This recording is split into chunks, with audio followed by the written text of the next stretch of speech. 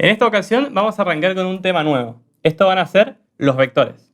Los vectores son algo abstracto, pero que nos va a ayudar a darle forma a un montón de otros temas de la física. Un vector básicamente lo que nos está diciendo, o lo que podríamos definirlo, es una flecha. O bien un segmento de recta que está apuntando hacia algún lugar. ¿Qué son las tres características que nos van a definir un vector? Por un lado van a ser el módulo o el valor del vector, la dirección del vector y el sentido del vector. ¿Y esto en qué nos sirve? Básicamente en la física tenemos un montón de magnitudes que van a tener justamente un valor, una dirección y un sentido. Un caso práctico sería, por ejemplo, la velocidad. La velocidad no nos sirve de nada con decir, por ejemplo, que estamos andando a 3 metros por segundo. También nos tiene que decir hacia dónde nos estamos yendo. Si estuviéramos yendo a 3 metros por segundo en la dirección vertical, estaríamos hablando, por ejemplo, de una nave espacial. Ahora bien, si estamos andando en un auto, tendríamos que definir en nuestras direcciones que esos 3 metros por segundo van a estar o al norte, o al sur, o al este, o alguna combinación entre los puntos cardinales. Así como tenemos la velocidad, tenemos la posición, el desplazamiento, la aceleración, las fuerzas, el momento de una fuerza y también el campo eléctrico. Son todas magnitudes vectoriales que vamos a tener que trabajarlas con mucho cuidado porque no son escalares, son vectoriales. Ahí entra la diferencia. Lo que nosotros tenemos, por ejemplo, con los escalares es que no tienen ni dirección ni sentido. Por ejemplo, la temperatura o el tiempo. En cambio, las magnitudes vectoriales sí vamos a tener que tener en cuenta la dirección y el sentido, y es lo que vamos a ver ahora en el pizarrón y cómo representarlos. Vení, acompáñame. Arranquemos con definir de vectores estos tres elementos que ya habíamos nombrado. Siempre que tengamos un vector vamos a poder definir un módulo, una dirección y un sentido. Sí, el módulo va a ser la extensión de esta semirrecta, o sea, la longitud de esta semirrecta. La dirección va a ser la recta en la cual está contenida, ahora lo vamos a ver en un gráfico. Y el sentido es para dónde está apuntando la flecha que vamos a dibujar de nuestro vector. La representación de nuestros vectores, supónganse que tengamos tres dimensiones, podemos tener más o podemos tener menos. Vamos a hablar de tres dimensiones ahora. Podemos representar un vector B, ¿sí? Con una flechita, eso significa que estamos hablando de un vector. Vamos a poder representarlo entre paréntesis con sus coordenadas. Su coordenada X, su coordenada Y y su coordenada Z, que la vamos a poder ubicar en planos cartesianos. Y nuestro vector B también lo podemos representar a partir de algo que se llama los versores. Sí, vamos a tener un versor I latina, un versor J y un versor K. El versor I va a estar acompañado con la componente X de nuestro vector, que ahora vamos a ver cómo se calcula. El versor J va a estar multiplicado por la componente Y de nuestro vector y el versor K con la componente Z de nuestro vector si hubieran tres dimensiones.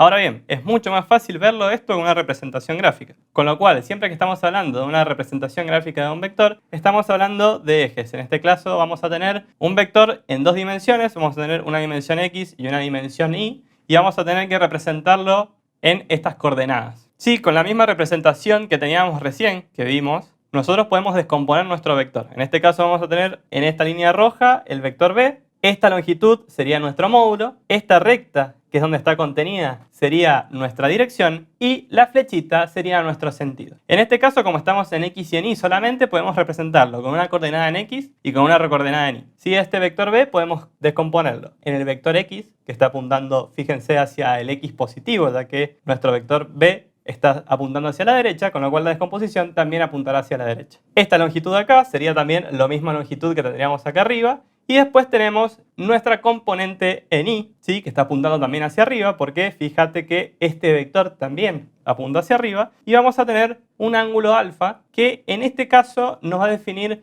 la dirección del vector. ¿Sí? Cuando estamos hablando de solamente X e Y y nos pide una dirección, vamos a tomar siempre respecto del eje X positivo en la dirección contraria de las agujas del reloj. Esta va a ser nuestra dirección, que lo vamos a representar con el ángulo alfa. Ahora bien, ¿cómo calculo esta componente BX y esta componente Y? Si lo vemos acá, lo que estamos viendo es que se forma un triángulo rectángulo, con lo cual acá tenemos nuestra componente BX y nuestra componente BY, y acá tenemos un ángulo de 90 grados, con lo cual podemos usar todo lo perteneciente al triángulo rectángulo. En este caso, nosotros podemos hacer, por ejemplo, para descomponer en X, multiplicar el módulo de nuestro vector por el coseno del ángulo, ¿sí? Esto nos daría el vector adyacente, ¿sí? a este ángulo que tenemos acá. Y la componente en Y lo podríamos multiplicar por el seno del ángulo, con lo cual nos daría el vector opuesto a este ángulo. Suponete que el ejercicio que estamos planteando no nos está dando el módulo del ángulo. sino que arranca de otra manera. Nos está dando nuestras coordenadas y nos va a pedir el ángulo y el módulo. El ángulo yo lo podría sacar directamente como la arcotangente de la componente en y sobre la componente en x.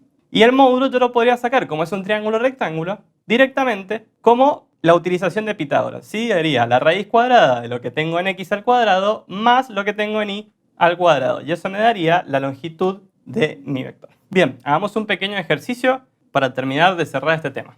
El ejercicio me plantea lo siguiente. Tengo un vector de módulo de 1000 kilogramos fuerza y me da un ángulo de 53 grados con horizontal, o sea, 53 grados con el eje X. Y me pide que yo descomponga esto en X y en Y. Con lo cual yo acá represento mis ejes, X e Y, mi fuerza, con un ángulo que acá va a ser este alfa de 53 grados, y este va a tener justamente este módulo de 1000 kilogramos. Si yo le aplico acá el módulo, yo obtendría los 1000 kilogramos fuerza, representado en mi eje X y mi eje Y. Como yo sé, voy a tener una coordenada de fuerza en Y y una coordenada de fuerza en X. La fuerza en X va a ir hacia la derecha y la fuerza en Y va a ir hacia arriba. Significa que esta fuerza está empujando a mi objeto hacia la derecha y hacia arriba. Entonces, ¿cómo lo descompongo?